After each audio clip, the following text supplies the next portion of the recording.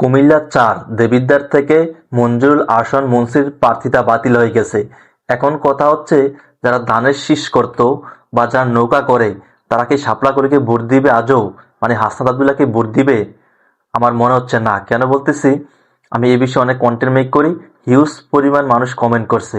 যদি ধানের শীষ নির্বাচন করতে না পারে, আমরা গণ অধিকার পরিষদের টাক মার্কা ভোট দিব জসিমউদ্দিনকে।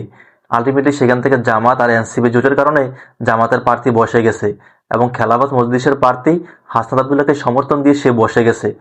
এখন বিশাল বড় ফ্যাক্টর হচ্ছে ধানের শীষ এবং নৌকা। ঠিক আছে, কুমিল্লা-৪ দেবিদ্বার থেকে কিন্তু মঞ্জুরুল আহসান মুন্সির অনেক ভোট ছিল, প্রচুর পরিমাণ ভোট ছিল। বলাই যাচ্ছিল হাসনাত আবদুল্লাহর সাথে মঞ্জুরুল আহসান মুন্সির মানে ভালো একটা প্রতিদ্বন্দ্বিতা হবে। মানে বাংলাদেশের সবচেয়ে বেশি যে কয়েকটা ক্যাজুয়াল প্রার্থী আছে বা কয়েকটা কেন্দ্র আছে সেখানে দেবিদ্বার ছিল।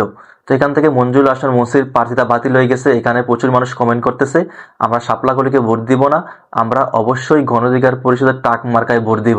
ইতিমধ্যে বিপিন নূর একটা পোস্ট করছে, আপনারা দেখেন। সে বলতেছে যদি মঞ্জুরুল আহসান মুন্সির প্রার্থিতা বাতিল হয়ে গেছে তাই সবাই টাক মার্কায় ভোট দিবেন, কারণ ধানের শীষের এখন জোটের প্রতীক হচ্ছে টাক মার্কা। ঠিক আছে, গণ অধিকার পরিষদ।